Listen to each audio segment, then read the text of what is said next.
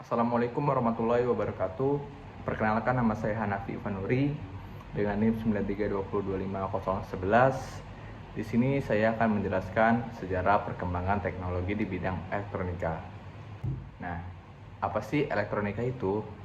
Elektronika adalah cabang ilmu fisika dan teknik yang mempelajari kontrol aliran elektron ataupun partikel bermuatan listrik lainnya dalam berbagai perangkat. Intinya dari elektronika adalah pemrosesan sinyal listrik untuk menyimpan informasi, mentransmisikan data, mengubah atau mengendalikan mesin, atau melakukan perhitungan. Hampir semua teknologi modern yang Anda gunakan, mulai dari ponsel, komputer, TV, hingga sistem navigasi di mobil, komputer beroperasi berdasarkan prinsip-prinsip elektronika. Awal mula perkembangan elektronika. Perkembangan teknologi di bidang elektronika dimulai dari penemuan dasar tentang listrik dan magnet beberapa ilmuwan seperti Alessandro Volta, Michael Faraday, dan Georg Simon Ohm berperan besar dalam membangun dasar teori listrik yang kemudian melahirkan elektronika modern. Oke, kita lanjut dengan sejarah singkat perkembangan elektronika.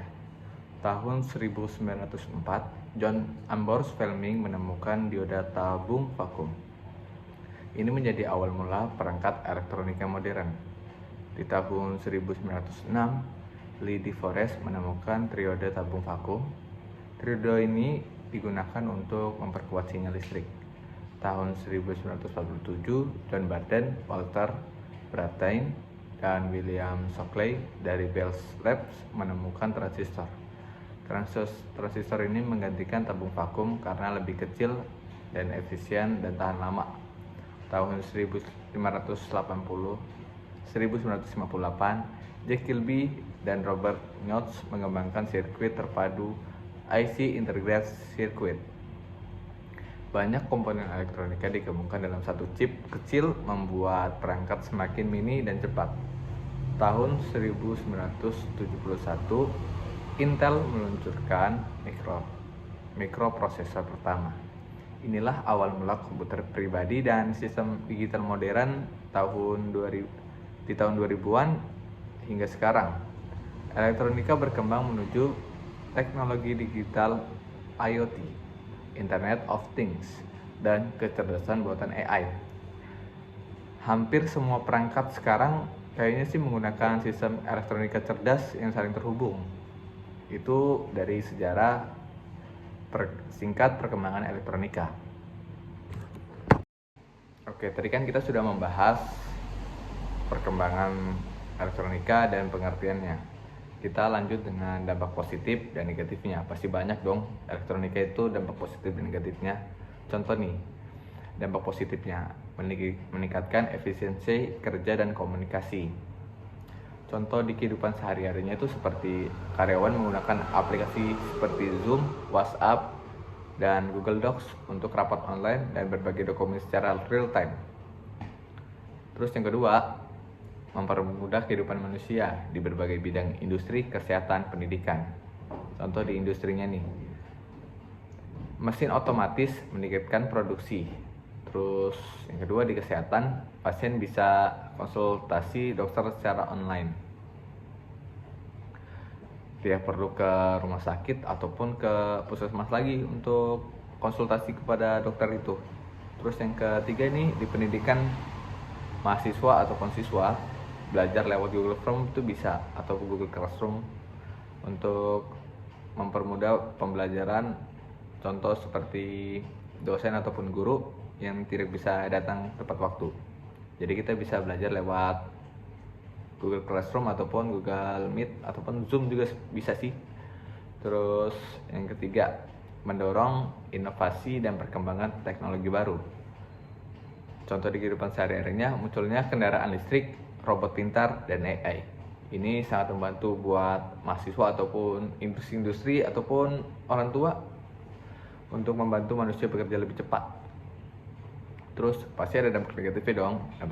Dampak negatif itu juga banyak. Contoh nih, seperti ketergantungan terhadap teknologi. Contoh di kehidupan sehari-harinya, orang lebih memilih bermain gadget daripada berinteraksi langsung. sulit bekerja tanpa internet. Jadi orang-orang itu bisa hanya mengandalkan AI ataupun apa ya,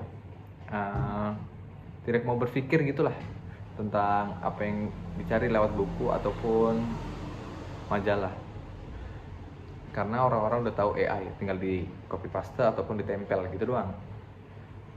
Contohnya seperti itu, tentang ketergantungan terhadap teknologi. Yang kedua tuh timbulnya limbah elektronika. Contohnya nih, ponsel atau laptop rusak dibuang sembarangan sehingga mencemari lingkungan. Itu banyak saya lihat di India ataupun di media sosial. Di Indonesia juga ada sih sebenarnya.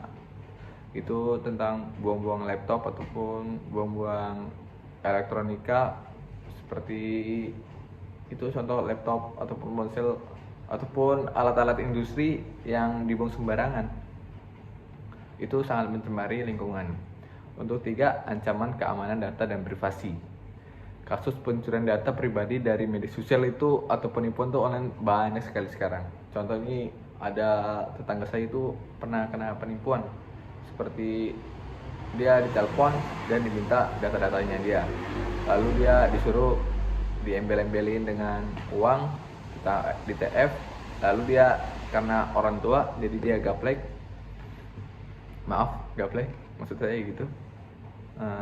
Jadi dia langsung di TF gitu aja tanpa mencari tahu. Itu sangat bahaya privasi.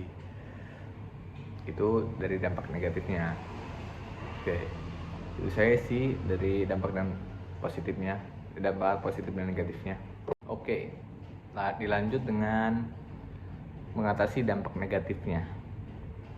Untuk mengatasi dampak negatifnya itu dari penggunaan teknologi seperti ketergantungan terhadap alat elektronika, timbulnya limbah elektronika, ewaste, serta ancaman keamanan data dan privasi.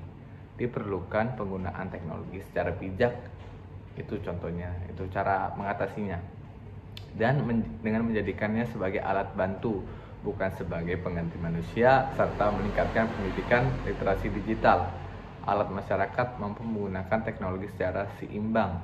Selain itu, limbah elektronika dapat diminimalkan dengan melakukan daur ulang perangkat yang rusak agar tidak langsung dibuang sembarangan. Di sisi lain, keamanan pembaruan perangkat lunak secara rutin dengan membatasi penyimpangan data pribadi. Dengan langkah-langkah tersebut, kemajuan teknologi dapat dimanfaatkan secara maksimal tanpa menimbulkan dampak buruk lagi bagi manusia maupun lingkungan. Itu cara mengatasi dampak negatif dari elektronika itu. Oke, alat yang akan saya kembangkan, lampu jalanan otomatis.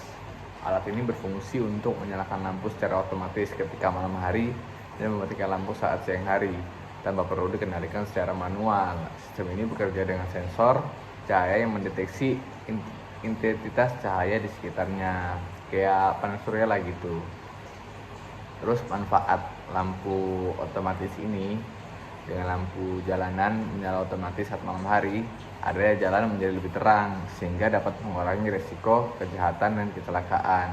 Dan warga merasa lebih aman dan nyaman beraktivitas pada malam hari karena penerangannya yang stabil. Terus kita tuh nggak perlu lagi repot-repot RT ini menyuruh warganya untuk menyalakan secara manual, karena sistem ini sudah terdeteksi dengan sensor. Jadi menyalakan dan mematikan lampu itu secara otomatis begitu. Itu dari manfaat lampu jalan otomatis. Oke, slide terakhir, kesimpulan. Perkembangan teknologi di bidang elektronika telah berlangsung dari tabung vakum hingga era kecerdasan buatan. Setiap terhadap perkembangan membawa kemudahan dengan inovasi terbaru dalam kehidupan manusia. Elektronika hanya menjadi bagian penting dari teknologi modern, tetapi juga menjadi fondasi utama bagi masa depan digital dunia. Oke, terima kasih. Itu saja dari pengertian sejarah elektronika atau pengertian elektronika. Itu saja dari saya. Apabila ada kata yang kurang berkenan bagi pendengar ataupun penonton, saya mohon maaf yang sebesar-besarnya. Wassalamualaikum warahmatullahi wabarakatuh.